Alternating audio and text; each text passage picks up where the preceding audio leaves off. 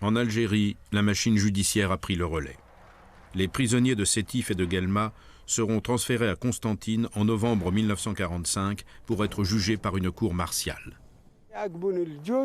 Quand je suis arrivé devant le juge, on lui a dit « Voilà le deuxième Allemand ». On m'a présenté au juge comme si j'étais un Allemand.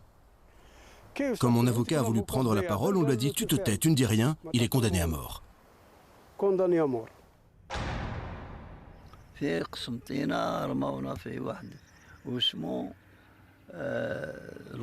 À Constantine, nous étions nombreux à passer devant le juge. Certains ont été condamnés à mort, d'autres ont pris 10 ou 20 ans de prison. Nous, les condamnés à mort, on a été isolés des autres prisonniers, puis on a été emmenés à la prison. Nous avons retrouvé beaucoup de gens que l'on connaissait, eux aussi condamnés à mort. C'était plein à craquer.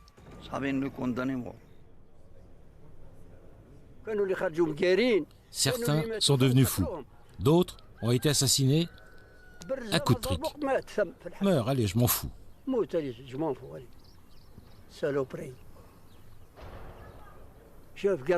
Le gardien-chef, il nous disait « Saloperie, c'est Alger qui commande Constantine. Nous allons vous tuer et nous vous tuerons un par un. »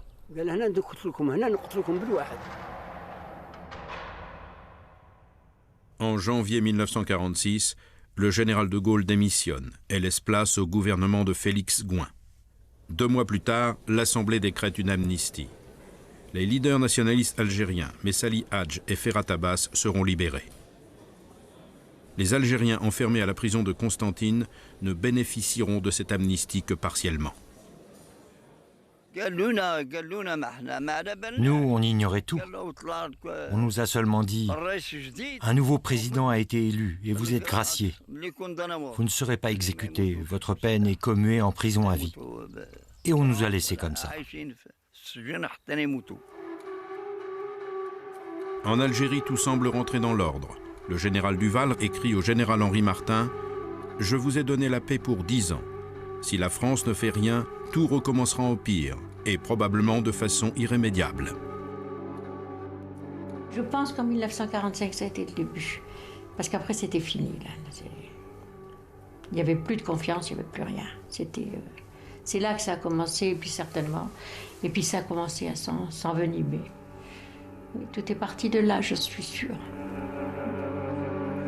Si la paix semble rétablie, la déchirure entre les deux communautés est irréparable.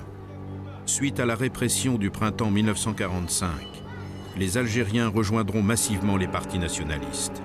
Avec une certitude, ils savent maintenant que l'indépendance ne pourra se conquérir que par la lutte armée.